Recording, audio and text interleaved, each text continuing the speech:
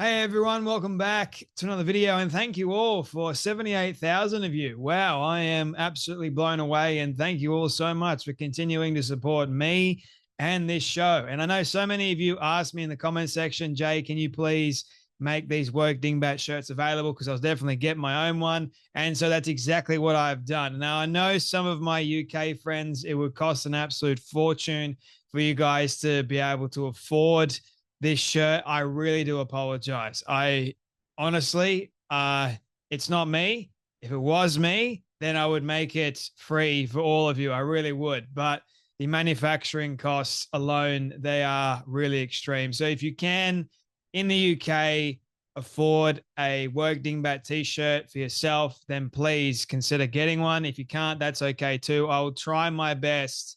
Look, if more and more people in Australia, the US, and Canada, if it is affordable for you guys to actually afford one of these, if I can get at least 20 of you thereabouts to get a Work Dingbat t-shirt, that will help me reduce the price from the manufacturer. So therefore, it may be easier for the UK folk to actually get a Work Dingbat t-shirt.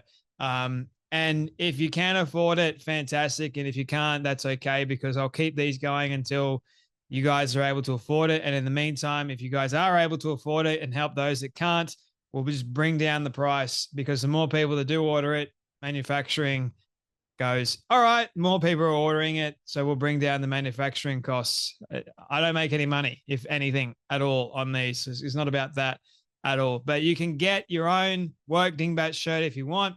Links are available in the show description below to make it easier for you. It's a very simple process, and I'll get the orders out as soon as I possibly can. You guys may need to wait a little bit, but that's okay as well, I guess, because you will get your t-shirt. Just a little bit of patience is needed. Okay. So with that all being said, my friends, guess what?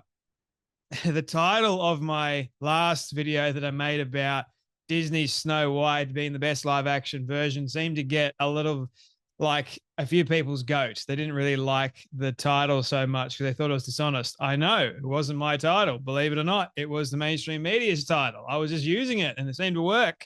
A treat.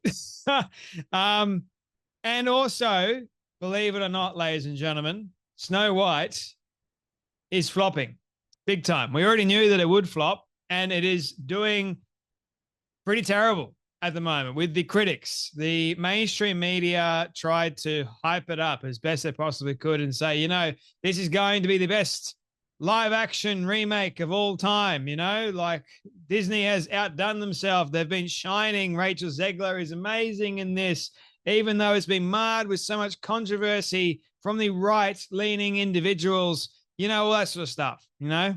Wokeness has plagued this film, and guess what, ladies and gentlemen? It seems like wokeness has been also its downfall, because not even, this is saying something, not even one of the wokest news outlets, The Guardian, likes Snow White. How about that? We'll get into that in just a moment, but here is something very interesting for you. 51 reviews have been in at the moment over on Rotten Tomatoes. It is currently sitting at 45%. That's not good for a Disney live action remake that has cost well over $350 million to produce this bloody thing that no one wanted. Thank you very much. So Nerdronic has gone, not the fairest of them all, it would seem. Absolutely not. So here is the Guardian review. 1 star. 1 star, man. Couldn't even get it 2. Got to give it 1 star. I personally wouldn't give it any stars at all. But anyway, Snow White review. Disney's exhaustingly awful reboot axes the prince and makes the dwarves mocap. Told you, Rachel Zegler was actually correct about one thing. This is not going to be about the prince saving the princess, which is what the original show was already about, you know, but we can't have the prince, because in today's day and age, that would be considered the patriarchy, and we hate the patriarchy, apparently. Oh, goodness me. Here are some other reviews for you all before we get into the Guardian one. Caroline Seed from Substack goes, as far as live action remakes go, Have courage, be kind, and fight fascism is a fitting message for the moment, even if it comes wrapped in a pretty garnish package. Well, I would have to disagree with you on that. You may have seen the film, you may have wasted your time, but I won't do that because I already know what the film's going to be about. Like Rachel Zegler told us everything that we needed to know. It's not going to be about the prince saving the princess. It's going to be about the princess saving herself. She's going to wake up from eating the poison apple all on her own, and she's going to girl boss it up, apparently. Here's Richard Whittaker from Austin Chronicle. It's infuriating enough that Webb and Wilson ride not simply roughshod, but seemingly blindfold through a classic, but other innocent fantasy classics are caught up as collateral damage. Gave it 1.5 out of 5. Ouch. Ty Burr from Washington Post gave it 3 out of 4. In its own way, this one's just a groundbreaking, the rare Disney princess movie where the princess gets to graduate to queen. Right, okay.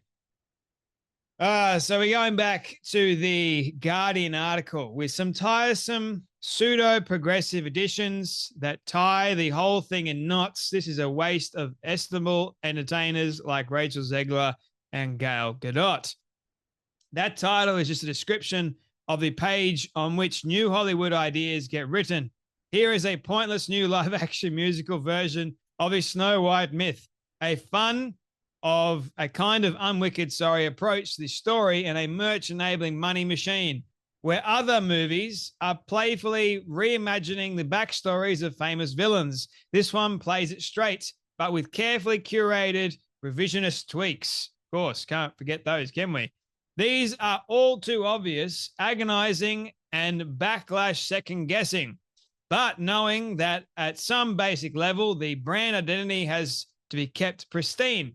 This is particularly evident in the costume design, with which the Wicked Witch gets a pointy dark crown and skull-hugging black balaclava, and Snow White is lumbered with a supermarket retail tweenie outfit with puffy sleeved shoulders. Those otherwise estimable performers Rachel Zegler and Gal Gadot are now forced to go through the motions, and they give the dullest performances of their lives. Ouch. Traditionally, the heroine's name refers to her skin with lips red as blood and her hair dark as ebony, but it refers to the snowstorm that accompanied her birth. Zegler's Snow White had loving parents in the king and queen, but after her mother's death, her father becomes infuriated with a witchy new noblewoman at court. Gadot's lips are at times seductively and contemptuously pursed. But later the king simply vanishes from the story and the script ties itself into a new pretzel explaining what is supposed to have happened to him and when. The stepmom, witch, keeps Snow White in Cinderella-styled serfdom below stairs, where the poor child wanly sympathizes with the population's poverty. As Snow White grows up, the magic mirror breaks the bad news about a change in the prettiness ranking. Snow White is then forced to flee to the forest and stay there once the huntsman has lied to the witch about killing her, and then she secretly meets her 7 new best friends, the dwarves. There are some changes. The hero is no longer a prince, but a more democratic citizen who leads a Robin Hood-style insurgency from the forest against the witch's tyranny, with a SW joining in a Maid Marian basis. But he still gets to do the controversial non-consent kiss once our heroine has gone into her picturesque coma. Oh, okay, so I was wrong. So she doesn't have to wake herself up. She doesn't girl boss it up in that kind of way, but we have a male feminist joining the role. How about that? But the dwarves, will this film make them look sort of like everyone else? Nah. Like the Munchkins and Wicked? No. This Snow White feebly makes them mocap animated figures, but it also heartstakingly duplicates their presence by giving the prince his own gang of 7 live-action bandits in which people with dwarvism are represented. This fudge pseudo progressive approach is so tiring. You'll want to put your head in your hands. Keep in mind, ladies and gentlemen, this is from The Guardian. They should love this kind of stuff, but they don't, evidently speaking. I think even they are tired of their own woke nonsense.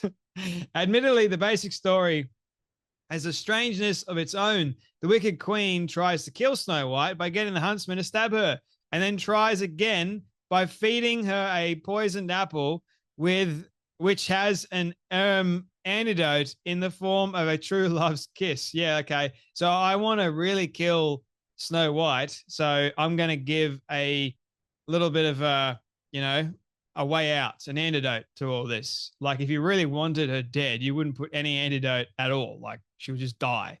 But anyway, this is Disney, people. And then leaving the corpse in the company of people who love her. Yeah, that's weird. Very weird, isn't it? Yeah, the antidote is true love's kiss. Right. So we've got lots of people that really love me. Just going to leave you there. So whoever wants to kiss her, by all means, go for it. See if you can make her wake up. How absurd.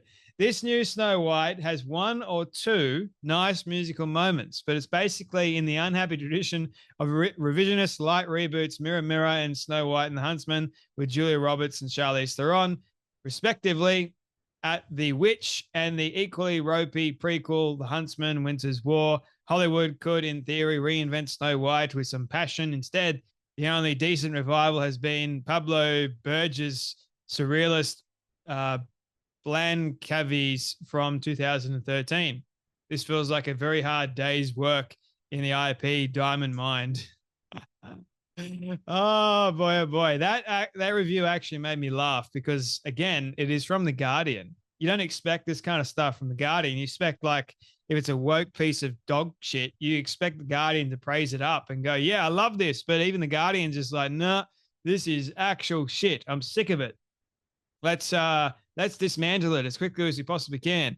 Anyway, if you guys want to go and see Snow White, by all means, but I ain't going to go see it. So you guys take care, be blessed, and I'll see you all in the next video.